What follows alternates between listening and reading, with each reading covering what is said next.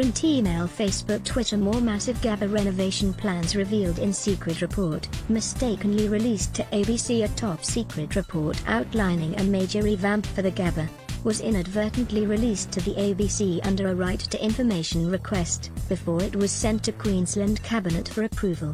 The ABC obtained the long overdue renovation plans for Queensland's historic sports stadium, which were drawn up in 2017, with the government only realising the error when they were contacted for comment. The consideration of what to do with the Gabba was given fresh impetus after the humiliating loss of the first test match of the summer to Perth, inside the Gabba. The current viewing experience can be humdrum and lacking comfort, compared with the sparkling new venues in Adelaide and Perth. Cricket Australia spokesman James Sutherland said last month the Gabba has slipped down the rankings a little. The sparkling changes include a sprawling and elevated plaza entry, huge new scoreboards, 6 new gates, parkland that flows to a new train station, and a state-of-the-art media halo projecting above spectators' heads. No sense of arrival. The architects behind the report say one of the key problems with the Gabba is there is no sense of arrival, no defined front door. To address that, the western end would be revamped as the major entry point, with an elevated podium hugging the entire western side of the stadium at level 3. Pedestrian bridges over Vulture and Stanley Streets would funnel spectators to 6 new gates with big screens positioned at key points. A huge lighting display would cover the wall of the stadium and could be changed depending on the game, ceremony or event that was happening. Why the western side? The majority of fans already arrive from that direction, and it would also work in with the new Cross River rail station that is currently planned for completion in 2024. Limited meeting and well space. The master plan also noted there were few places outside the stadium for people to meet up before the game, and getting into the Gabba could be a stressful time. The southwestern grassed park area is the only significant gathering point outside the stadium, the plan said. The other 3 main entrances are essentially on the street.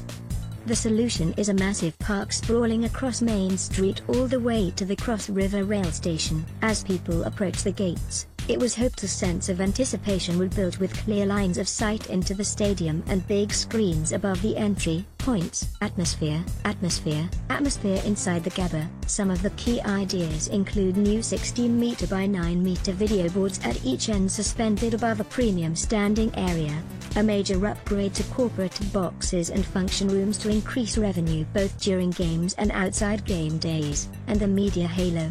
The media halo is a combination of digital projection and lighting that transforms the underside of the roof into one 360-degree screen, the plan said.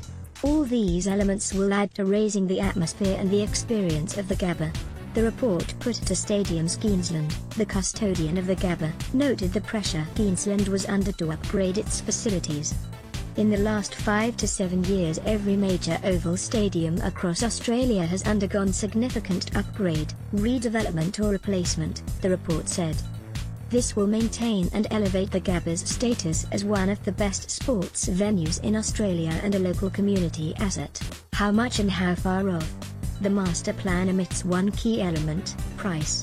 And despite the Gabba already under fire for not measuring up to other stadiums, it also had a long view of when the work could be completed, citing the development would happen over the next 15 to 20 years. Queensland Sports Minister Mick de Brenni said it should not take that long.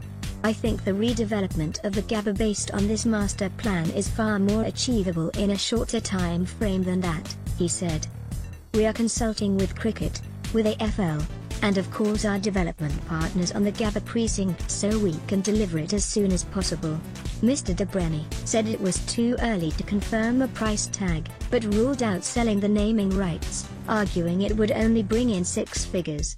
We've considered whether or not naming rights would be worthwhile, but retention of the brand the Gabba is a high-value proposition itself, and so for the time being we will be sticking with the traditional name, he said.